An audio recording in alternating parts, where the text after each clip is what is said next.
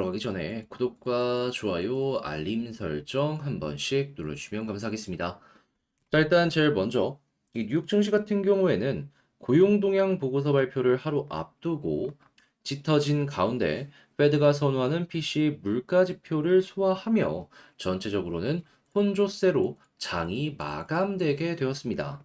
이게 어떤 내용들인지를 좀 설명드리도록 하자면 일단 개인 소비 지출 PC부터 하나씩 말씀드리도록 하자면 일단 변동성이랑 에너지를 다시 일단 변동성이 큰 이 에너지와 식료품을 제외한 이 근원 PC 같은 경우에는 전년 동월 대비 4.2% 증가해서 예상치랑 부합을 했습니다. 다만 이 전월 대비 4.1에서 0.1% 증가하는 모습이 보여지다 보니까 이 부분은 조금 아쉬웠다라고 생각을 할 수 있는데 그냥 예상치 그대로니까 이 문제가 될 건 없는데 조금 아쉬웠던 부분이 있다면 이번에 이제 유가나 이런 것들이 조금 올랐잖아요. 하다 보니 이 에너지를 포함한 거는 전달에 3.0에서 3.3까지 올라가게 되었다.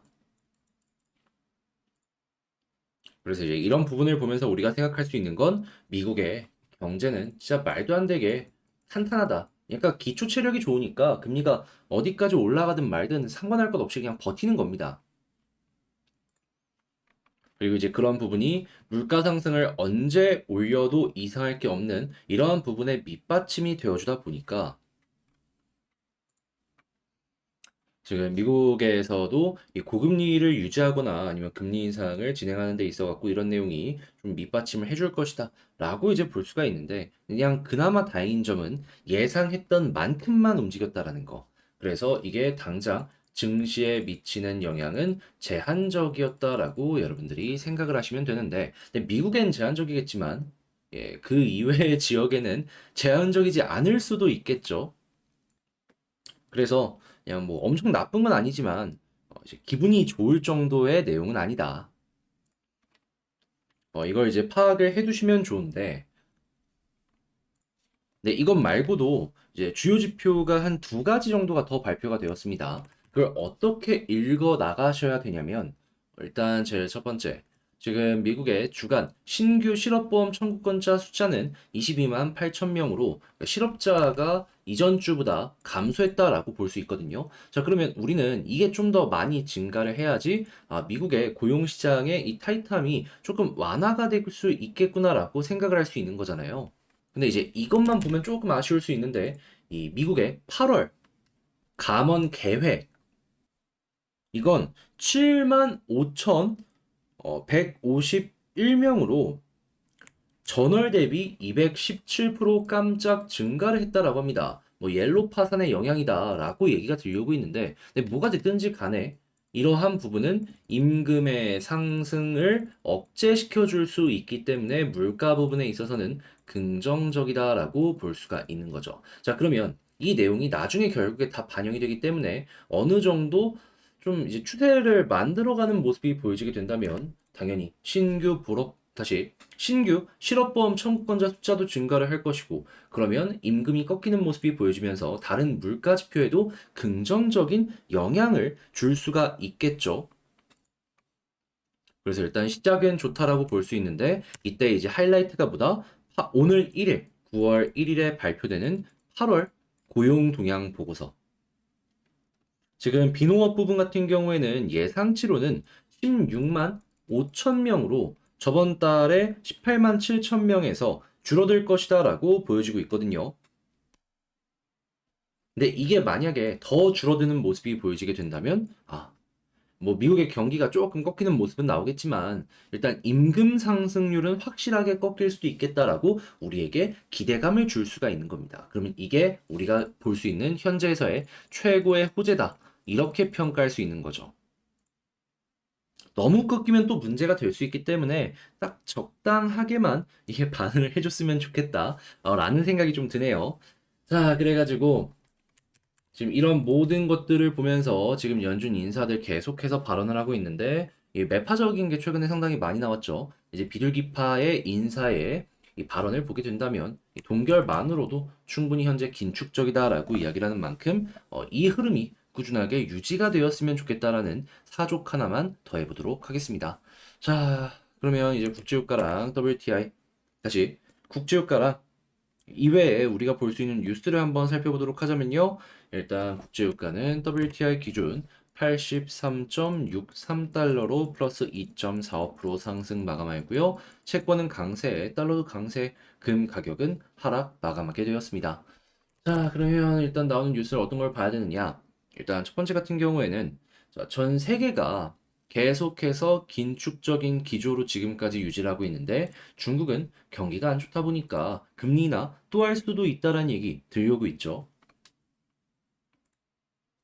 그러면 아무리 중국에서 외화 보유량이 많다라고 하더라도 이 모습 때문에라도 위안화의 가치는 빠지게 될 것이고 이전처럼 이러한 흐름이 달러의 가치를 높이는 데 자극을 줄 것이다라고 볼 수 있을 것 같습니다.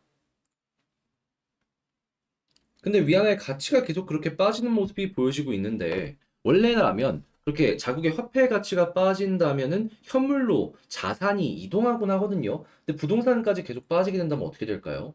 지금 부동산 기업들 어떻게든 살아나려고 노력하고 있는데 이 가능성이 더욱더 떨어질 수밖에 없겠죠.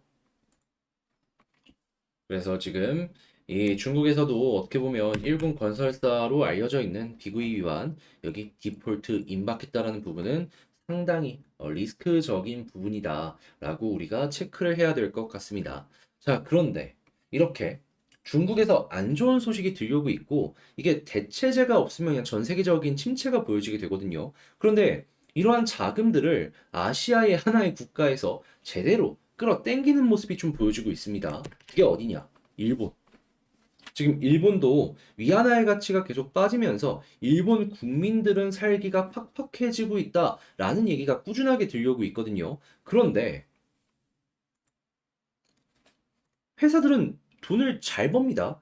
근데 정부의 지원에다가 디지털화까지 이제 한다라고 하네. 약점이 없어져?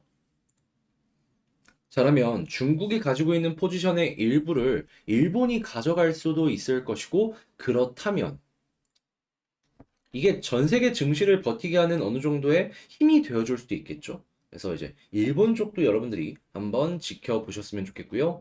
자, 그리고 지금 AI 관련으로 엮여 들어가면서 엔비디아 계속 좋은 모습 보여주고 있는데 엔비디아 이사들이 최근에 매도를 했다라고 합니다. 그래서 이 내용 때문에라도 야, 이거 우리도 팔아야 되는 거 아니야? 라는 심리가 커져가지고 단기 조정이 AI 쪽에서 나올 수 있으니까 이런 부분은 조심을 하시면서 감안하시면서 보시면 될 것 같고요.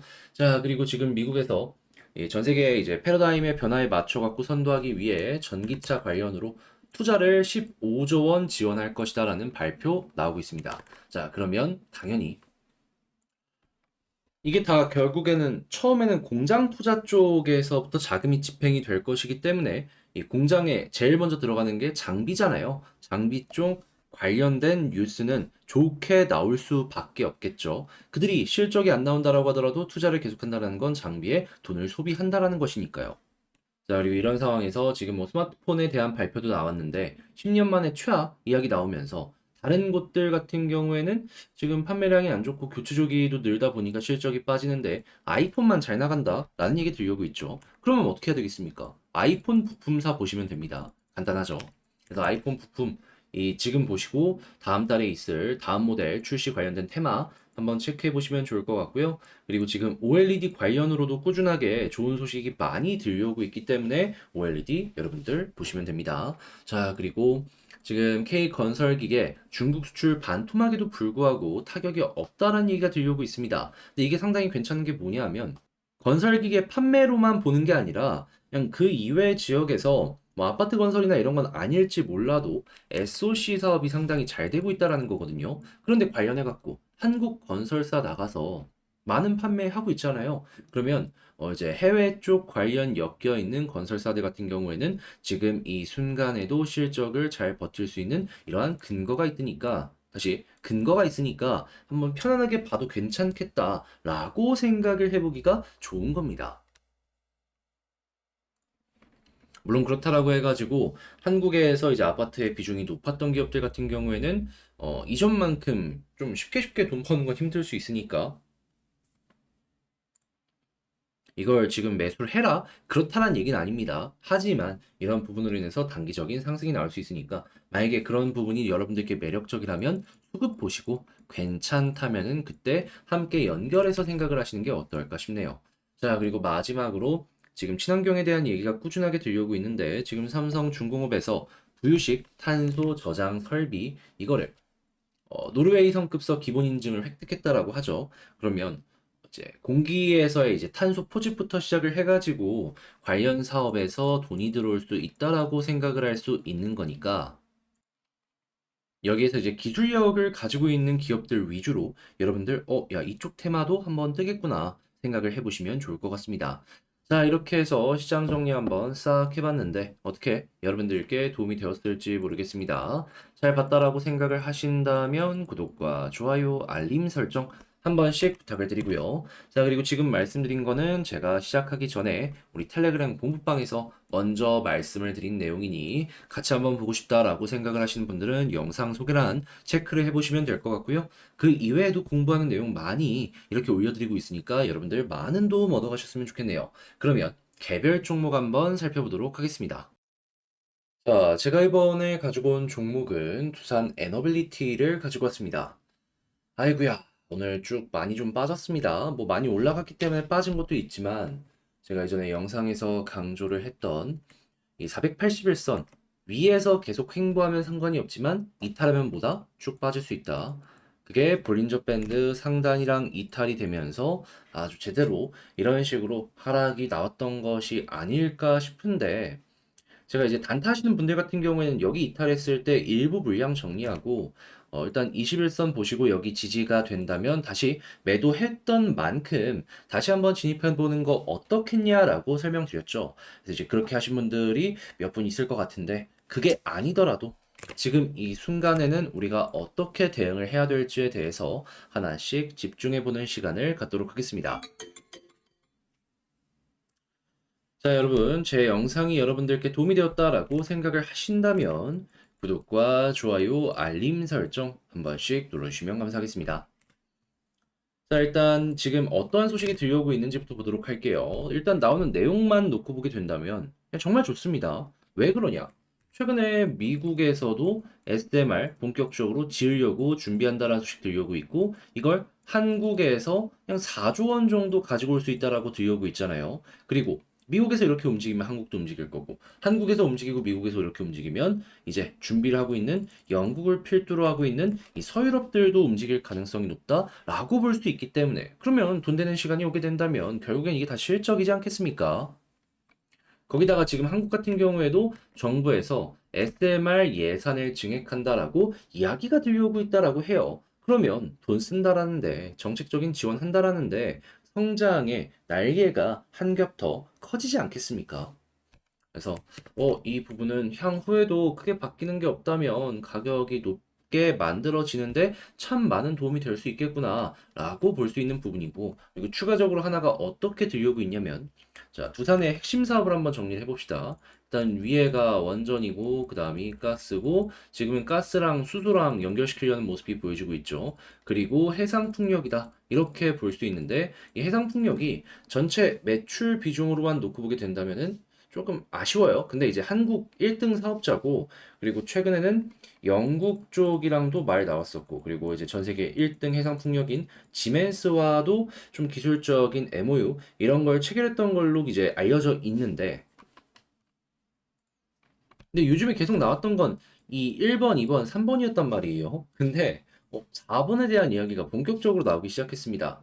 지금 두산 에너빌리티가 중부 발전이랑 차세대 해상풍력 사업 협력을 맺는다라고 이야기가 들려오고 있어요. 자, 그러면 지금 여기서 얘기하는 20메가와트급 이게 제대로 되는 모습이 보여지게 된다면 향후에 수출까지도 야, 이거 날개를 달아줄 수 있겠네. 또 하나의 이제 핵심 먹거리가 생길 수도 있겠구나. 지금도 물론 이게 뭐 아예 매출이 안 나오고 적자를 본다 이건 아닙니다. 그런데 이 기대값이라는 게 있잖아요. 그 부분으로 놓고 봤을 때는 다른 사업 비교해서 아쉬웠는데 이제 이만큼 성장을 하는 것이 아닌가 생각을 하게 만든다는 거죠. 그러면 오늘 나온 내용까지 더해서 생각을 하게 된다면은 뭐 나쁠 게 있습니까? 근데 이렇게 하락을 한 이유는 뭐다? 그냥 많이 올라가기도 했고 특정 지지 라인을 이탈을 했기 때문에 기술적으로 하락이 나왔던 것이 아닐까. 자, 그러면 이걸 또 반대로 생각을 한다면 기술적인 하락이 나왔기 때문에 기술적으로 맞춰지는 모습이 보여지게 된다면 반등도 빠르게 나올 수 있겠죠. 그럼 여기에 포커스를 두고 지금 여기서 여러분들이 보셨으면 하는 내용들을 하나씩 살펴보도록 하자면요. 일단 첫 번째, 수급. 저는 나쁘지 않다라고 봅니다. 왜? 외국인 기관 오늘 매도하긴 했습니다. 물론 이게 좋다라는 건 아니에요. 그런데 최근에 이 올라갔을 때 매집이 들어왔던 물량을 한번 계산을 해보세요. 그랬을 때 단 한 번도 이 본격적인 궤도에 들어섰을 때 만 이하로 떨어졌던 적이 없습니다, 외국인. 근데 오늘 얼마 나왔죠? 마이너스 5천도 안 돼요. 그 이야기는 대부분 여전히 홀딩을 하고 있다라고 뜻하는 바이며 이렇게 매수한 물량이 그대로 유지되는 모습이 보여지게 된다면 이것 때문에라도 다시 한번 올라가는 모습 나올 수 있는 겁니다. 그러면 기관은 물론 있으면 좋지만 일단은 외국인 쪽에서 빨간불이 켜지게 된다면 이것 때문에 빠르게 반등할 수 있겠구나라고 생각할 수 있겠죠. 그러면 솔직히 차트 안 보시더라도 수급만 보더라도 여기서 빨간불 나올 때까지 버티다가 그때 여러분들 반등 준비하시는 것도 괜찮습니다. 그러면 이를 우리는 1순위다.